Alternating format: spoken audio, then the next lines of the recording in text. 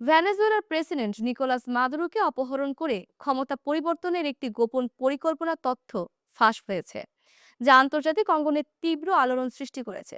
ফাঁস হওয়া ভিডিও নথিতে দাবি করা হয়েছে যুক্তরাষ্ট্র সমর্থিত একটি অভিযানে মাদুরোকে 15 মিনিটের আলটিমেটাম দেওয়া হয়েছিল। ক্ষমতা ছেড়ে না দিলে প্রাণ হারানোর হুমকিও ছিল এতে। ফাঁস হওয়া তথ্যে বলা হয় মাদুরোর ঘনিষ্ঠ নিরাপত্তা বলয়ের ভেতর থেকেই তাকে আটক করার পরিকল্পনা করা হয়েছিল। অভিযানের মূল লক্ষ্য ছিল তাকে দেশ থেকে সরিয়ে নেওয়া এবং সাময়িক একটি বিকল্প সরকার প্রতিষ্ঠা করা।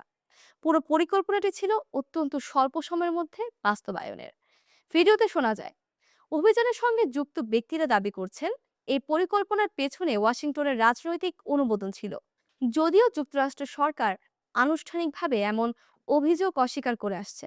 বিশ্লেষকদের মতে ভেনেজুয়েলার বিপুল তেল সম্পদই দেশটিকে দীর্ঘদিন ধরে বৈশ্বিক ভূরাজনীতির কেন্দ্রে রেখেছে।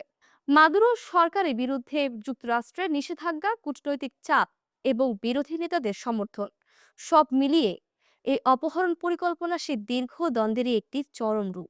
ভেনেজুয়েলা সরকার এক বিবৃতিতে এ ঘটনাকে রাষ্ট্রীয় সন্ত্রাসবাদ হিসেবে আখ্যা দিয়েছে।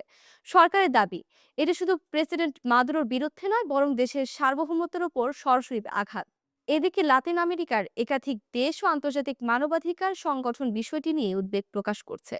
তারা বলছে কোন রাষ্ট্রপ্রধানকে অপহরণ বা হত্যার হুমকি আন্তর্জাতিক আইন ও কূটনৈতিক রীতির সুস্পষ্ট লঙ্ঘন। রাজনৈতিক বিশ্লেষকদের মতে এই তথ্য ফাঁস যুক্তরাষ্ট্র ভেনেজুয়েলার সম্পর্ককে আরো জটিল করে তুলবে। একই সঙ্গে প্রশ্ন তুলছে ভূ রাজনৈতিক স্বার্থে ক্ষমতা পরিবর্তনের প্রচেষ্টা বিশ্ব রাজনীতিতে কতটা স্বাভাবিক হয়ে উঠছে।